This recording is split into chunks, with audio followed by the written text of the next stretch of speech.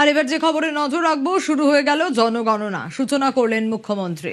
সরকারি প্রতিনিধি আপনার বাড়িতে পৌঁছানোর আগে আপনি নিজেই নিজের সম্পর্কে কিছু তথ্য সরকারকে দিয়ে দিতে পারেন। তার জন্য জনগণনার পোর্টাল খোলা হয়েছে।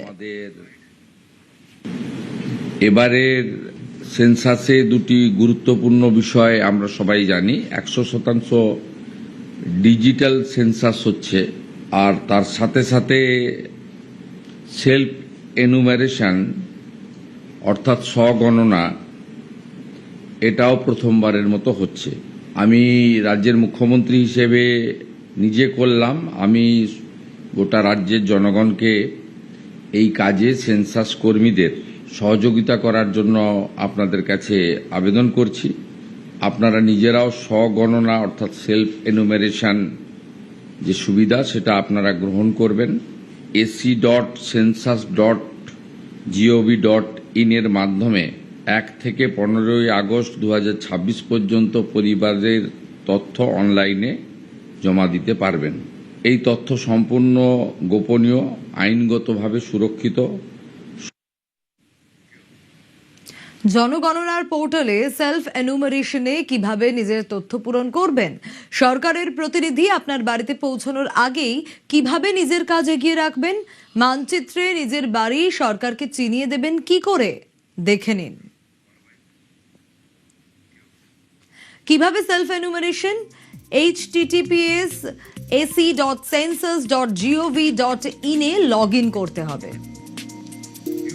যে রাজ্যের বাসিন্দা সেই রাজ্য সিলেক্ট করতে হবে আপনাকে। তারপর দিতে হবে ক্যাপচা। এরপর ওয়েলকাম স্ক্রিনে পরবর্তী ধাপগুলির বিষয় নির্দেশ দেওয়া থাকবে। পরিবারের প্রধানের নাম ও মোবাইল নাম্বার দিতে হবে।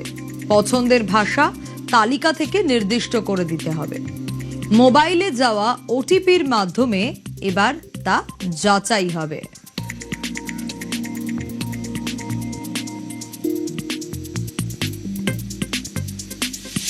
জেলার নাম, পিনকোড ও নিকটতম ল্যান্ডমার্ক নির্বাচন করতে হবে।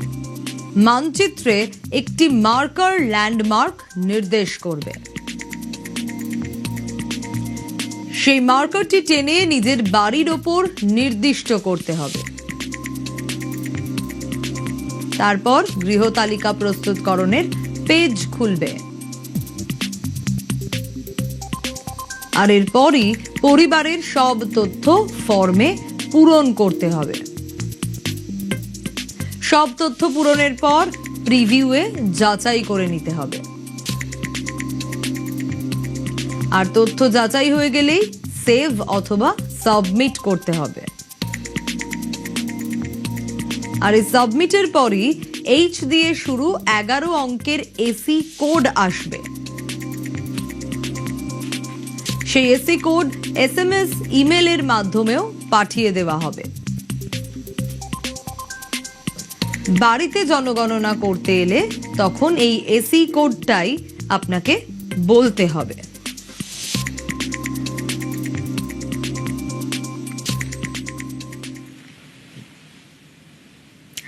রাজ্যে এসআইআর এ শেষ পর্যন্ত বাদ গিয়েছে 91 লক্ষ।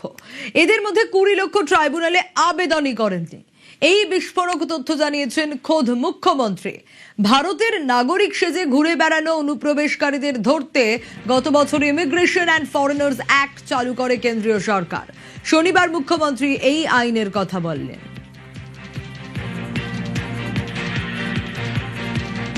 দু ধরনের লোক পার্শ্ববর্তী দেশ অর্থাৎ বাংলাদেশ থেকে এখানে এসেছে।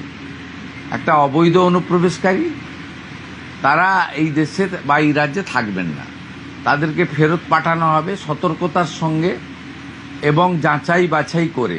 আবার যারা অনুপ্রবেশকারী তাদেরকে যেতে হবে, তারা এখানে থাকবে না, তাদেরকে আমরা খাওয়াতে পারবো না। দু রকমের বিষয় রয়েছে। এক দল হচ্ছে অনুপ্রবেশকারী, আরেক দল হচ্ছে শরণার্থী। এবং সিটিজেনশিপ অ্যামেন্ডমেন্ট অ্যাক্টের আওতায় যে সমস্ত আমাদের কমিউনিটিগুলোর কথা বলা আছে, হিন্দু, শিখ, খ্রিস্টান, জৈন, পার্সি, বুদ্ধিস্ট, তারা কিন্তু অবৈধ অনুপ্রবেশকারীর পর্যায়ে পড়ে না, তারা শরণার্থীর পর্যায়ে পড়ে।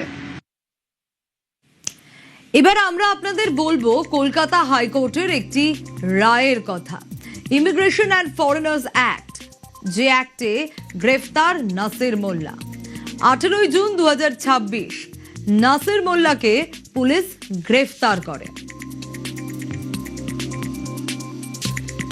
ধৃত নাসির মোল্লা ডিটেনশন সেন্টারে